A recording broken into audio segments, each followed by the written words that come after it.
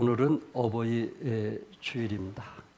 우리를 낳으시고 기르신 부모님을 생각하는 그런 또한 한 주이기도 합니다. 이런 이야기가 있습니다. 4살 때는 아버지는 전능하다라고 생각을 한다고 합니다. 4살 된 아버지는 못하는 게 없기 때문에 그렇습니다. 5살이 되면 아버지는 전지하다. 우리 아버지는 모르는 것이 없다라고 느껴진다고 합니다. 그런데 8살이 되면 미운 8살 이상한 질문들을 하게 되니까 부모가 귀찮아서 나 몰라 하고 이제 그런 얘기를 하다 보니까 우리 부모는 다 아는 것이 아니구나. 모르는 것도 있구나 라고 생각을 한다고 합니다. 12살이 되면은 우리 부모는 아버지는 아무것도 모르는구나. 그도 그럴 것이 옛날 사람이니까. 야, 조숙했네요. 12살부터. 14살이 되면은 아버지에게 신경 쓸 필요 없어. 구시대 분이시니까. 20살이 되면은 한참 대학도 이제 졸업할 나이고 한참 이제 뭔가 꿈을 가진 그 나이에 부모는 구제불능이시다. 너무 뒤떨어진 말씀만 하시는구나. 이런 생각을 하게 된다고 합니다. 그런데 그 아이가 성장하고 결혼하고 자녀를 낳았을 때 35살이 되면은 아버지께 여쭈어 보았으면 좋겠다 하고 아쉬워지기 시작한다고 합니다. 40대가 되면 아버지라면 이런 때에 어떻게 하셨을까? 살아 계셨으면 꼭 한번 여쭈어 보겠는데, 살아 계셨으면 한번 여쭈어 보겠는데, 아직도 여쭈어 볼 수 있는 부모가 계시다는 거 감사할 수 있기를 바랍니다. 그래서 오히려 부모가 자식에게 잔소리를 쳤던 것이 그리워진다고 합니다. 50세가 되면 아버지는 훌륭했다. 나보다 훨씬 훌륭했다. 지금 후회가 많다. 젊었을 때 아버지의 그 소중한 지혜 말씀을 좀 더 귀담아 들어둘 것을 하고 뉘우치게 된다고 합니다. 세상에서는 부모님께 효도하는 것은 인륜의 도리라고 말합니다. 인간으로 태어났다면 반드시 해야 할 일이라고 생각을 하고 있기 때문에 그렇습니다. 또한 성경에서도 사람이 반드시 해야 될 일 중에 부모를 공경하는 것입니다. 하나님을 믿는 하나님의 백성들이라면 부모님을 공경하라.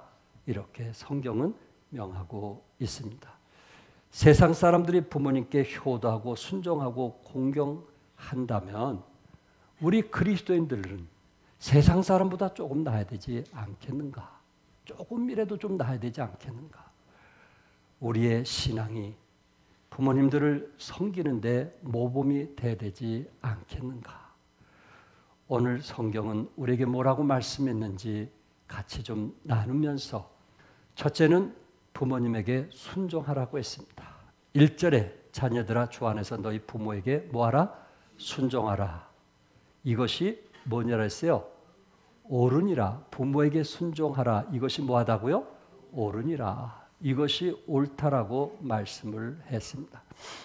이동원 목사님이 쓴 책을 제가 보니까 이동원 목사님은 뭐라고 했냐면은 이것이 옳으니라 하는 것은 자연의 명령이라 이렇게 얘기했어요. 그러면서 이것은 자연의 법이다. 예수 믿지 않는 사람도 할 수 있는 자연의 법이 뭐냐면은 부모에게 뭐 하는 거예요? 순종하는 것이다. 어떤 문화권에서도 부모 순종을 가르치지 않는 문화는 없습니다. 부모에 대한 도리는 양심의 명령이기 때문이라는 것입니다. 자연의 법. 그것은 하나님께서 우리 마음의 양심으로 부모를 효도하지 않으면 불편한 마음을 갖도록 하셨다는 거예요. 살아가도 왠지 부끄러운, 부모 얘기가 나오면 왠지 부끄러운, 얼굴을 들을 수 없는 부모의 존재는 어쩌면 하나님의 마음과 메시지를 전달하기 위한 하나님의 도구라고 할 수 있습니다. 그렇다면 우리는 부모의 말씀에서 하나님의 말씀을 들을 수 있어야 되고, 부모의 고통에서 하나님의 고통을 느낄 수 있어야 되고, 부모님의 눈물에서 하나님의 눈물을 볼 수 있어야 되고, 부모의 사랑에서 하나님의 사랑을 느낄 수 있어야 된다는 말입니다. 오늘 특별히 성경에서 어느 교회에 지금 편지를 쓴 거예요? 어느 교회? 에베소 교회에 지금 편지를 쓰고 있었거든요. 그러면 지금부터 2000년 전에 그때 배경, 그리고 이 시대 배경은 뭐가 같았는가? 그 시대적인 배경을 여러분에게 말씀을 드리기 원합니다. 당시 바울이 살던 시대에도 오늘 이 시대 못지않는 급격한 윤리적 변화를 경험하고 있었던 시기였습니다. 로마 제국이 전 세계를 정복하며 가져온 팍스 로마나, 팍스 평화라는 뜻 아닙니까? 로마는 이제는 평화롭다라고 주장했던 거 아니겠어요? 이 팍스 로마의 식민지 문화 시대였습니다. 팍스 로마나는 기원전 1세기 말에 아우구스투스가 내란을 수습하고 제정을 수립한 때부터 약 200년간의 안정된 시기를 말합니다. 강대국 로마가 지배하여 군소국 간의 충돌을 없애고 치안을 확립하여 평화를 누리던 로마의 황금 시대였습니다. 이런 황금 시대의 문제가 뭐였느냐? 문화적, 윤리적 문제가 무엇이었느냐? 기존 전통 윤리에서 사람들이 해방하기 시작을 했습니다. 부부관계가 흔들리기 시작했고, 부모와 자녀 사이의 전통 윤리에도 상당한 의식과 행동의 변화가 일어나던 때였습니다.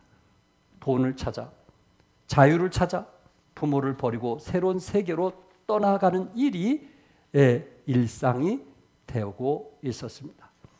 당시 소아시아의 수도와 같았던 에베소에는 아테미의 신전을 중심으로 사회가 음행을 합법화해주고 있었습니다.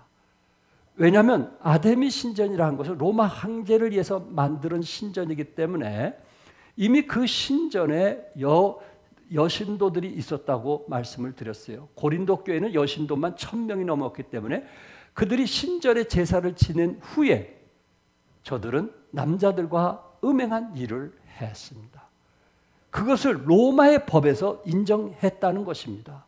왜?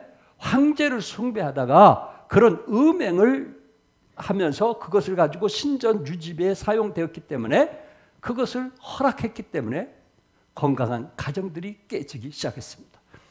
에베소의 거대한 로마식 체육관은 젊은이들의 힘과 기회를 한껏 상품화하고 있었고, 노인들은 사회의 짐스러운 구성원으로 가정에서, 사회에서, 주변 인간으로 소외되고 있었습니다.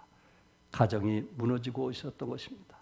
건강하지 않는 아이, 노인들은 죽일 수도 있었고, 또한 나이 많은 노인, 할 일이 없는 노인들은 이제 갖다 버리기도 했던 그런 시대라는 말입니다. 이런 시대에 복음을 받아들이고 그리스도인이 된 에베소 교회 성도들은 이런 밖의 사회 문화를 우리가 어떻게 수용할 것인가? 우리도 부모에 대해서, 또한 우리도 자식에 대해서 그렇게 해야만 될 것인가? 라는 질문을 하게 되었을 때 사도 바울은 감옥에서 성령의 감동을 받아 에베소 교회에 편지를 썼던 것입니다. 그 중에 하나가, 이미 시대는 그렇게 흘러가고 있지만, 젊은이들이 그렇게 흘러가고 있지만, 그러나 성경은 뭐라고 말씀하고 있는가? 그 중에 하나가 부모에게 뭐 하라고요? 순종하는 것입니다. 순종한다는 것은 부모님의 말씀을 잘 따른다는 것이고, 순종한다는 것은 부모의 말을 경청한다는 말입니다. 잠언 23장 25절에도 내 부모를 즐겁게 하며 너를 낳은 어미를 기쁘게 하라. 부모님의 마음을 뭐하게 하고? 즐겁게 하며. 그리고 어미를 뭐하게 하라? 기쁘게 하라. 이게 성경에서 그 시대에 부모를 공경하지 아니하고 그리고 부모를 버리는 그런 시대에 성경은 뭐라고 말씀했는가? 네 부모를 즐겁게 하며 너를 낳은 어미를 기쁘게 하라. 이렇게 말씀을 하고 있습니다. 사실 부모들이 자녀들을 양육하느라 가슴 졸이며 힘들게 사셨던 그런 부모님께 우리가 보답할 수 있는 방법, 그것을 성경에서 우리에게 말씀하고 있는 것입니다. 그분의 기도와 그분의 사랑이 있었기에 오늘 우리가 있는 것입니다.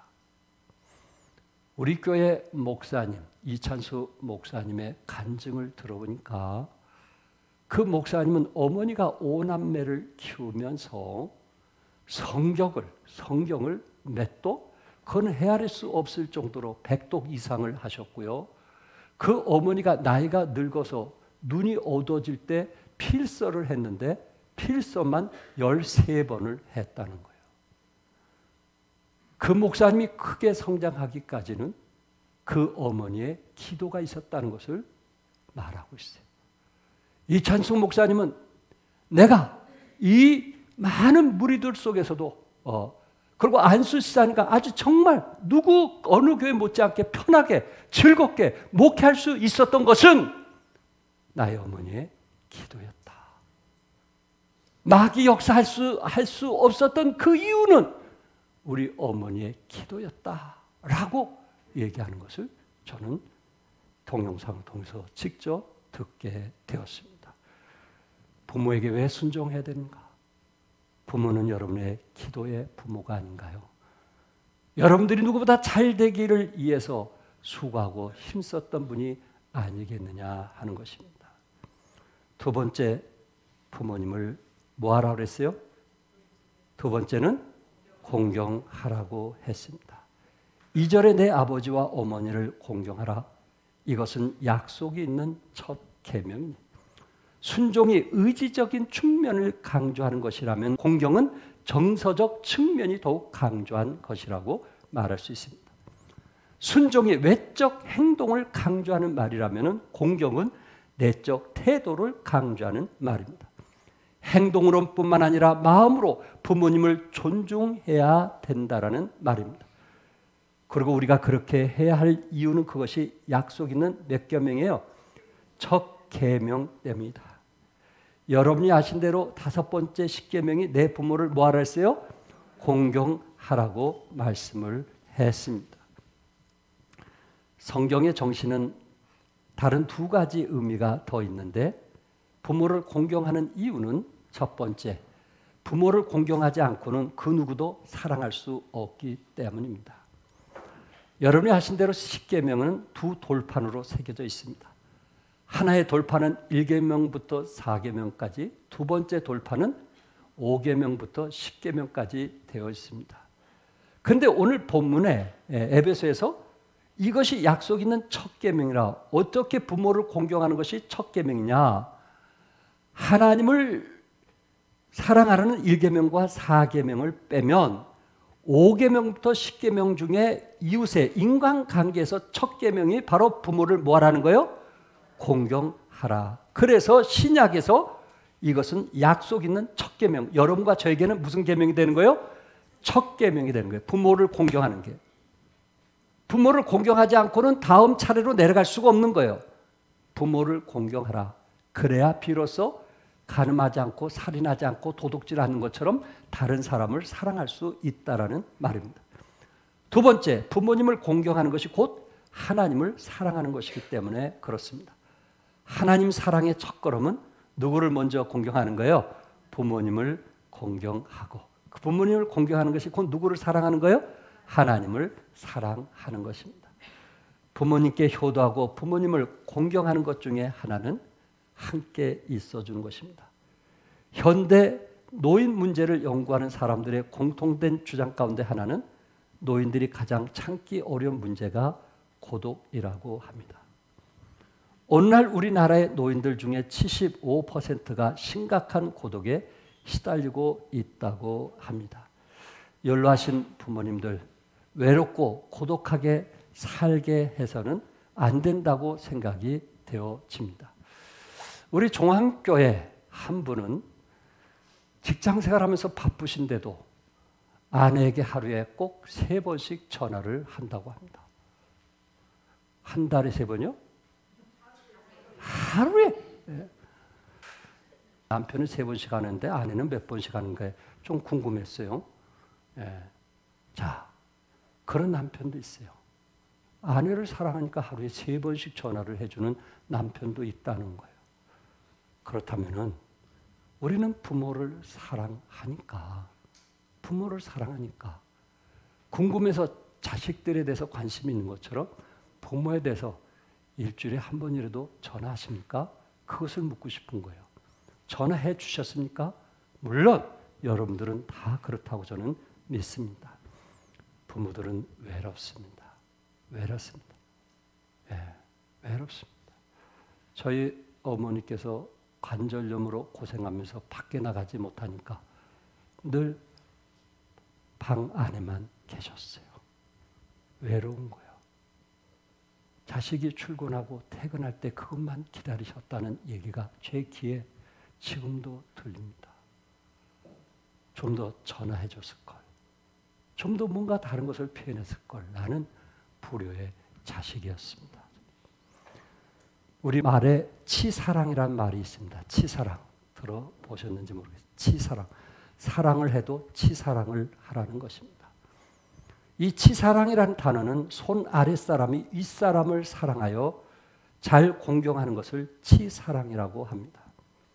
어색한 단어로 느껴지기도 할 수 있지만 여러분과 저에게 이제 사랑은 내리사랑이라는 그 말은 익숙하지만은 치사랑이란 말은 낯설고 어색한 단어일지도 모릅니다.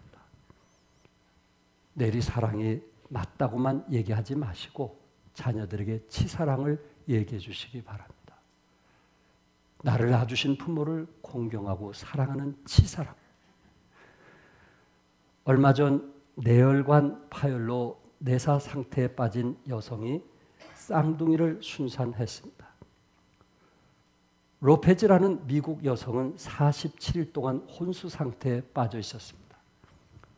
의사들은 회생 불가능을 선언했습니다. 가족들은 그녀로부터 생명 보조 장치를 모두 제거한 채 죽음을 기다리고 있었습니다. 여인의 뱃속에서 그런데 새로운 생명이 꿈틀대고 있는 것입니다. 어느 날 임신 상태인 그녀가 갑자기 몸을 뒤척이기 시작했습니다. 뱃속의 새 생명이 움직일 때마다 여인의 의식은 깊은 잠에서 깨어나 생명에 대한 강한 집착을 보였습니다. 내 상태의 여인은 의사들의 예상을 초월해 건강한 쌍둥이를 순산했습니다. 그때부터 여인은 조금씩 의식을 회복하게 되었고요. 강한 모성애가 새로운 생명을 잉태한 것입니다. 사랑하는 성도 여러분, 어머니는 강합니다. 이 세상에는 가난하고 나약한 어머니는 없습니다. 어머니의 사랑에는 포기가 없습니다. 어머니는 겨자씨만한 희망만 있어도 그것으로 커다란 기쁨을 만들어내는 것입니다. 어머니의 사랑은 산소와 같은 것입니다. 그런데 사람들은 어머니가 세상을 떠난 후에야 그 사랑을 깨달을 때가 많이 있더라 하는 말입니다. 부모의 사랑이 이렇게 크기 때문에 여러분과 저는 부모님을 뭐 해야 된다고 그랬어요? 공경해야만 되는 것입니다. 사랑하는 성도 여러분, 우리 하나님께서는 부모가 자식을 사랑하라 한다면 얼마나 좋겠어요. 그건 누구나 할 수 있잖아요. 여기 부모가 자식 사랑하지 않는 사람이 있어요? 아무리 피곤하고 힘들고 24시간 노동해도 자식을 위해서 시간을 내면서 함께 어디 야외로 구경하는 것이 우리 부모 아니겠어요? 그런데 그 일은 누구나 할 수 있지만은 오늘 본문에서 자녀들아, 부모를 뭐하라? 공경하라. 이렇게 말씀하고 있는 겁니다. 때로 힘들 수도 있지만 우리 하나님께서 성경적으로 하나님의 말씀으로 부모를 공경하라 이렇게 말씀하고 있습니다. 끝으로 세 번째, 부모를 공경하면 하나님이 축복하십니다. 우리 3절 같이 읽겠어요. 시작. 이로써 네가 잘되고 땅에서 잘되리라. 네가 잘되고 땅에서 뭐하리라? 장수하리라. 부모님을 공경하면, 부모님께 효도하면 어르신을 잘 섬기면 하나님께서 형통의 복과 장수의 복을 주시겠다고 말씀했어요. 여러분, 공경하는 자에게 주신다 그랬어요? 공경받는 자에게 주신다 그랬어요? 공경하는 자에게 주신다 그랬어요. 공경받는 자에게 준다면 얼마나 좋겠어요, 우리 부모님들이. 예. 그런데 공경받는 자가 장수하고 공경받는 자가 형통하는 게 아니고 자녀들이 형통하고 자녀들이 장수할 것을 성경은 말씀했어요. 여러분이 한 만큼 복을 받겠다는 말입니다. 부모님들은 자식을 키우면서 하고 싶은 말을 못하고 키워왔습니다. 어릴 때는 때로 때리기도 하고 이렇게 하라 저렇게 하라 이렇게 말하기도 하지만은 제 자식들을 키우면서 어느 정도 이제 청년이 되어가고 그 다음에 결혼할 나이가 되고 또 결혼하고 자식도 낳다 보니까 하고 싶은 말도 하지 못하는. 예. 그리고 어느 날 보니까 그냥 자식 따라 사는 그러한 저의 모습을 보게 됩니다. 어느 집사님이 저에게 이렇게 얘기했어요. 자녀가 해외여행을 같이 가는데 거기에서 렌트카건 또한 모텔이건 뭐든지 다 자녀들이 이제 준비를 해가지고 부모와 함께 다녀왔다는 거예요. 부모의 역할은 뭐예요? 그냥 따라가는 거예요. 야, 이거 비싼데. 야, 왜 이런 것까지? 그렇게 얘기하면 괜찮아요. 그거 걱정하지 마세요. 저희들이 그냥 하는 대로 그냥 따라오세요. 그래서 그냥 말도 못하고 따라가더라는 것입니다. 어떤 집사님은 자녀하고 이제 여행을 갔는데 교제하면서 그 자녀가 얼마나 그 사회에 그 나라에 활발하게 움직이고 일을 하는지 저에게 지난주 식사하면서 계속 그 얘기만 하시는 거예요. 자식 자랑만 하시는 계속. 보기가 좋았어요. 예, 그렇게 훌륭한 자식을 우리 부모들이 가졌다는 게 얼마나 감사해요. 그러면서 마지막 한 말이 뭔지 아세요? 그런 좋은 데 가서 자식이 오라면 오고 가라면 가고 그렇게 제가 보내고 왔습니다 하는 얘기예요. 이미 나이가 드시면서 그 주도권을 누가 갖고 있어요? 자식이 갖고 있는 것입니다. 이제 할 말을 잊고 사는 겁니다. 저희들도 작년에 자녀들이 설악 워터파크와 솔비치 리조트를 간 적이 있었습니다. 자녀들이 정해준 방에 콘도에서 나오는 밥을 먹으면서 시간을 보냈습니다. 이래도 되는가 싶을 정도였습니다. 생일날 이벤트를 해줬는데 자녀들이 다 해주니까 이제는 따라서 갈 뿐입니다. 미안하기도 하고 익숙하지 않는 저의 모습을 보았습니다. 그러면서 이런 생각을 했습니다. 우리 주님께서 우리 가족들에게 부모를 공경하면 하나님께서 장수의 복을 주시고 형통의 복을 주셨다고 말씀을 했습니다. 대접받는 것이 아직도 낯설고 아직도 뭔가 내가 좀 도와야 된다는 생각은 가질 수 있지만 자녀들이 그렇게 부모를 공경할 수 있다면 그것이 바로 자녀들이 복받는 길이라는 말입니다. 부모가 복받는 게 아니고 누가 복받는 거예요? 자녀들이 복받는 거예요. 누가 복받는 거예요? 좀 크게 얘기해봐요, 우리 자녀들. 누가 복받는 거예요? 자녀들이 복받는 거예요. 자녀들. 예. 또한 저처럼 부모들이 다 소천했어요. 그렇다면 우리는 누구에게 효도하고 공경할까요? 교회 공동체에 나이 많으신 어르신들을 정말 귀하게 여기고 소중하게 여길 수 있기를 바랍니다. 저의 영적인 영향을 미쳤던 강교구 목사님, 이제 연세가 86세가 되셨습니다. 물론 한 번 전화를 하면 보통 1시간 이상 정도를 해야 됩니다. 저희 장곡래 모친도 제가 만나면 그 이상의 시간을 계산하고 얘기를 시작해야 됩니다. 예.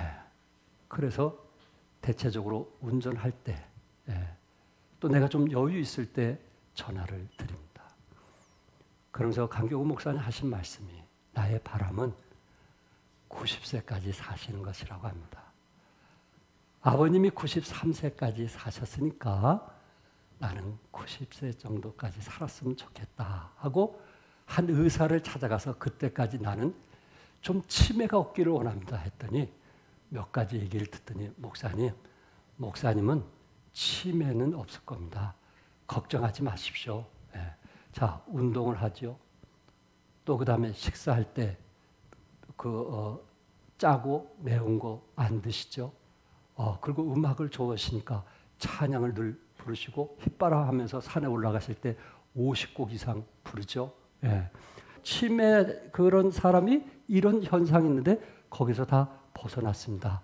그러니 걱정하지 마십시오. 그 얘기를 듣고 유 목사 왜 그렇게 기뻤는지 모르겠다고 그런 얘기를 하셨습니다.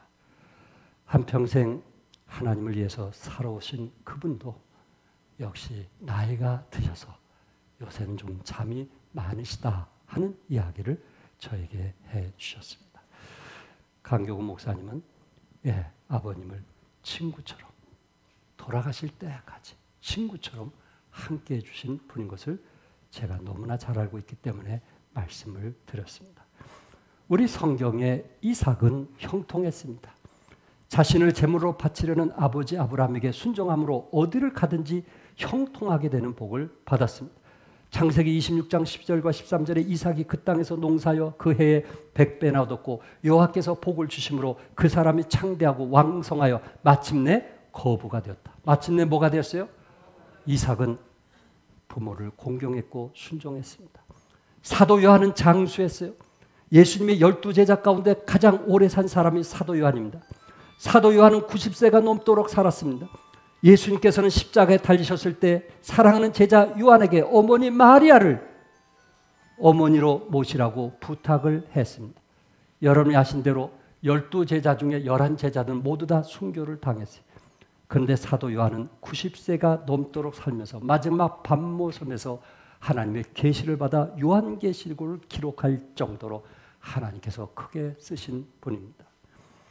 골로새 3장 20절에 자녀들아 모든 일에 부모에게 뭐하라?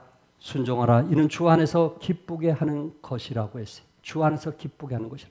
이것을 새 번역에 보면 이것이 주님을 기쁘게 해드리는 일이다. 결국 부모를 공경하고 순종하는 것은 누구를 기쁘게 해드리는 것이라고요? 주님을 기쁘게 해드리는 것이다. 이렇게 말씀을 했습니다. 한 예를 들고 마치려고 합니다. 매주 교회 갈 때마다 사업을 하는 집사님이 그에게 그 거린에게 10,000원씩 주었습니다. 이유를 묻지 않고 그분이 교회 앞에서 늘 구걸하는 모습을 보고 10,000원씩 교회 들어갈 때마다 그에게 주었습니다. 그런데 이분이 IMF를 만나가지고 파산 직전에 있어서 너무 힘들었을 때 참 사업도 어렵고 힘들었을 때 교회 늘 주일마다 10,000원씩 주던 사람이 생각이 나서 다 뒤져가지고 5,000원을 그에게 주었습니다. 그랬더니 그 거린이 하는 말이 놀라는 거예요. 갑자기 5,000원이에요? 이 5,000원 갖고 어떻게 살려고 5,000원을 줬어요? 그러는 거예요. 아주 당당하게. 그래서 제가 좀 회사가 어려워서 이랬습니다. 이것만이라도 좀 받으세요. 했더니 저를 굶어 죽이려고 그러세요? 그렇게 말하더라는 거예요. 그래서 이런 상황을 보고 심리학자들은 뭐라고 했냐면 이것을 쾌락 적응 효과라 이렇게 말을 했습니다. 사람은 반복적으로 호의를 받으면 기쁨이 점점 줄어들고 감사한 마음이 사라지게 되는 안타깝게도 인생에서 느끼는 즐거움의 대부분이 쾌락 적응 효과를 벗어날 수 없다는 거예요. 당연한 것처럼 감사할 줄도 모르고 고마운 것도 모르고 그렇게 산다는 거예요. 사람. 그런데 미국 심리과학협회의 최근 연구에 따르면 아무리 반복해도 행복감이 줄어들지 않는 유일한 행동이 있는데 그것이 뭐냐? 그것은 다른 사람에게 베푸는 사랑이라고 합니다. 끊임없이 베푸는 그 사랑은 그 안에서 감사와 기쁨이 오히려 차고 넘친다고 이야기를 합니다. 사랑하는 성도 여러분, 우리 20대는 돈 벌기 바쁘고 또 30대도 모으기 바쁘잖아요. 대부분 40대, 50대 우리 종안교회 그분들이 가장 힘들지 않을까. 어린이 주일날이면 자녀들에게 선물도 줘야 되고 또 부모를 이제 공경해야 되니까 또 부모를 찾아뵈야 되는 그런 어려움들이 40대, 50대 아닌가라는 생각을 해보게 됩니다. 그러나 여러분들이 돈보다도 부모님 찾아가서 목욕탕 한번 같이 가주는 거, 같이 시간을 보내주는 거, 그것이 부모님을 얼마나 행복하게 하는지 아시겠습니까? 같이 시간을 보내주는 거. 사랑하는 종안교회 식구 여러분, 여러분들은 지금까지 부모님께 순종하며 공경하며 살아온 것을 제가 너무 잘 알고 있습니다. 제가 개인적으로 부탁드리고 싶은 것은 부모님들이 소천하실 때까지 그분이 요양원에 계시던 치매의 어려움을 당하시던 끝까지 존경하며 사랑해 주시기 바랍니다. 또한 저처럼 부모님이 미리 소천해서 고아가 되신 분이 계시다면 물론 주님 의지하면서 살지만 교회 안에서 나이 드신 어르신들을 여러분들 찾아뵙고 인사도 하시고 악수도 하시고 격려해 주시고 또 이번 효도 관광에 후원해 주신 것을 감사합니다. 하나님의 그 뜻이 여러분 가정에 참 효도와 순종의 가정이 되시기를 주님의 이름으로 축복합니다. 기도하겠습니다.